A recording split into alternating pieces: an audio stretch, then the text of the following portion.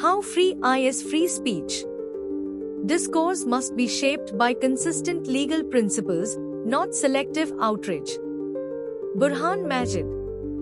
The constitutional right to free speech, a fundamental democratic principle, is often misinterpreted. The editorial, whose free speech, i.e., 3rd June, circumvents the context, intent and impact of free speech by defending Sharmistha Panoli's inflammatory social media post targeting Islam and the Prophet as a legitimate exercise of free expression. An important disclaimer: my disagreement with the editorial is not a defense or endorsement of the carceral state. Rather, beyond the oversimplistic binaries, the focus here is on recognizing hate speech as a form of violence. While the editorial rightly criticizes the overzealous police action in arresting the 22-year-old law student, she was later released on bail. It ignores the context that enabled Panoli's remarks and fails to acknowledge the target of her outburst. Panoli's words are far from being an act of reckless indiscretion. They feed into the volatile environment, increasingly marginalizing, vilifying, and disproportionately targeting Muslims.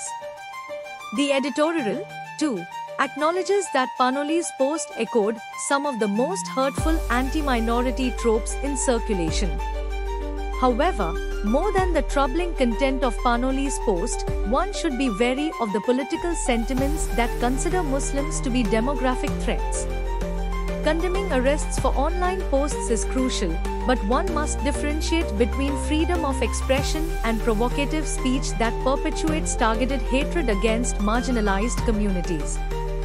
The editorial failed to realize the essence of Shreya Singhal vs. Union of India, 2015. The judgment upholds freedom of speech but doesn't legitimize hate speech.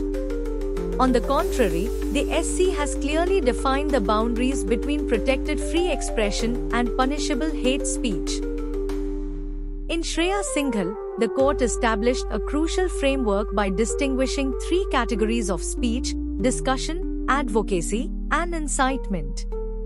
It held that mere discussion or even advocacy of a particular cause, howsoever unpopular, is at the heart of Article 19(1)(a) of the Constitution and is therefore protected.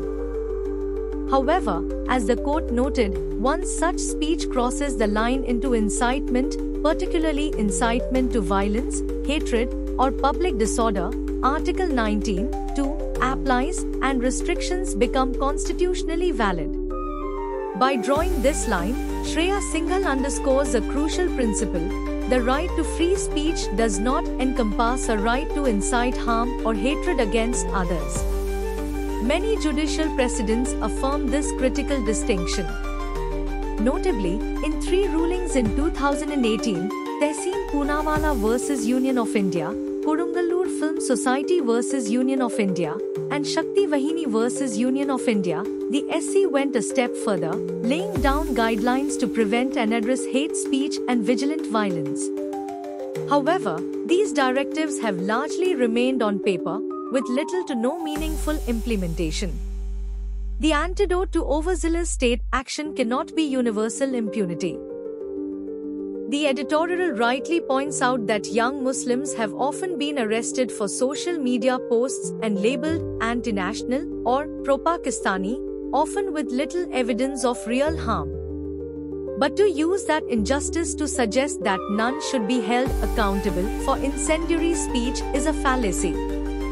The discourse on free speech must be shaped by consistent legal principles, not by selective outrage and the use of legal machinery by those in power.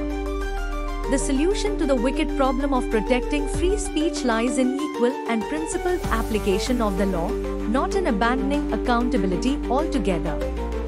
In a system that disproportionately targets minority voices while mostly excusing and sometimes even celebrating those who vilify them, the overwhelming defense from all political cadre for free expression is amusing. The double standard is made evident through the ruling party's sudden invocation of the principle of freedom of speech and expression, championing Panoli's right to free speech while silencing dissenting voices from marginalized communities. The latest, the arrest of Ashoka University professor Ali Khan Mahmoodabad, is a case in point. Defending